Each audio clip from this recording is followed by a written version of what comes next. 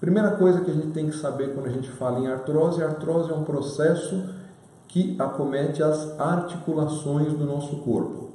E articulações, assim como nós temos articulações no nosso cotovelo, no nosso quadril, no joelho, tornozelo e assim por diante, diversas são as articulações, a coluna também tem articulações. Essas articulações da coluna têm um nome complicado que chamam articulações facetárias ou, pior ainda, articulações zigoapofisárias. Para a gente pouco importa. O que importa saber é que uma vértebra, um osso da coluna, se articula com o outro, tendo dois pontos de apoio.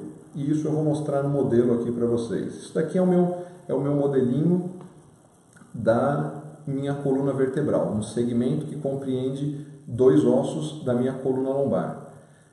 Para que a gente se localize no espaço, esses daqui são aqueles ossos que a gente palpa nas nossas costas, tá? Então as costas da pessoa está bem rente aqui, a barriga da pessoa está para o lado de cá, né?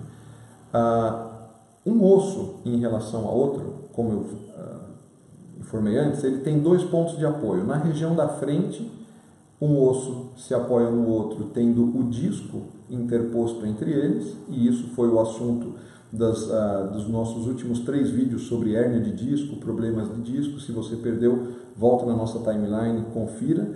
E na região posterior existem algumas linhas que fazem contato de uma vértebra em relação à outra, que são articulações. Essas articulações permitem que a gente dobre a coluna para frente, para trás, dobre para um lado e dobre para o outro. E naturalmente, como a gente consegue observar no modelo, todos esses movimentos que eu faço com a minha coluna, elas têm um impacto não só no meu disco, mas também têm um impacto na região das articulações. E o que acontece quando esse impacto ele é acima do suportado pela coluna? Ele começa a gerar um desgaste. Esse desgaste por movimentação repetitiva, esse desgaste por um chamado estresse mecânico, que é aquela sobrecarga que você dá repetidamente à estrutura, vai causando uma inflamação. Essa inflamação, com o passar do tempo, né, a gente vai falando que surge uma inflamação crônica. Essa inflamação crônica começa a causar algumas alterações na estrutura dessa articulação. Quais que são essas articulações? Ela começa a criar alguns machucados, e por conta dessa pressão maior, algumas partículas de cálcio começam a ser depositadas no lugar onde tem maior pressão. Esse cálcio, como a gente sabe, o cálcio é o que forma o osso.